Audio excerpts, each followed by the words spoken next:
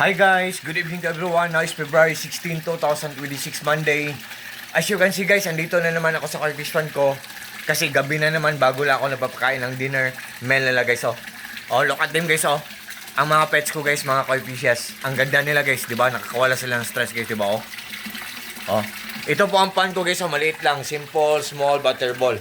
Honestly guys, dito talaga ako nagtambay guys pag wala akong ginagawa. At ito ang mga gamit ko dito. iPad ko, tripod ko, at saka ang ornamental plant ko na peace lily. Kahit nasa loob siya ng bakuran, hindi siya mamamatay. Mabubuhay talaga siya. Ang ganda niya. Peace lily. Tapos ang flower niya ay white. Yan. Guys, nanonotice nyo ba ang water guys? Ang tubig guys? Almost 2 months na to pero malinaw pa rin. Clear pa rin ang water. Oh. Guys, believe me or not guys.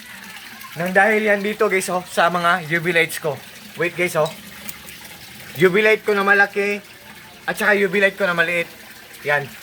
Ito po ang box ng UV light ko guys oh. UV light ko na malaki at UV light ko na maliit yan.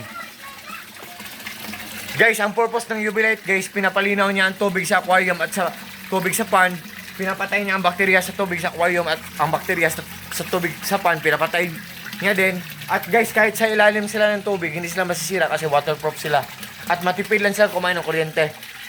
At very useful talaga. Oh. Sila ang nagpapalinaw ng tubig sa pan ko. Guys, at ang pinaka the best part sa mga UV lights ko guys, nandyan sa link ko. Ang mura-mura lang. Good pa ang quality, matipid pa sa kuryente, durable pa, at affordable pa for sure. Maglalast long siya kasi ang ganda ng quality niya.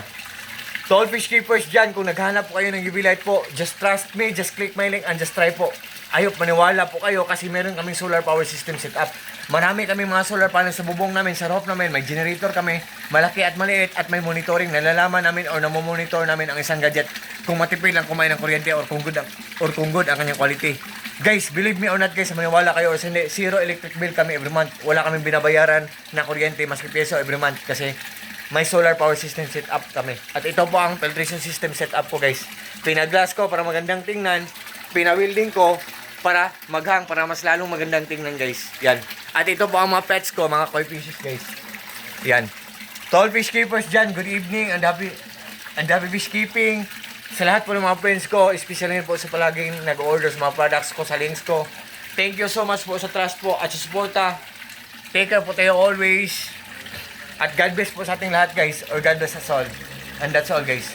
Thank you so much guys.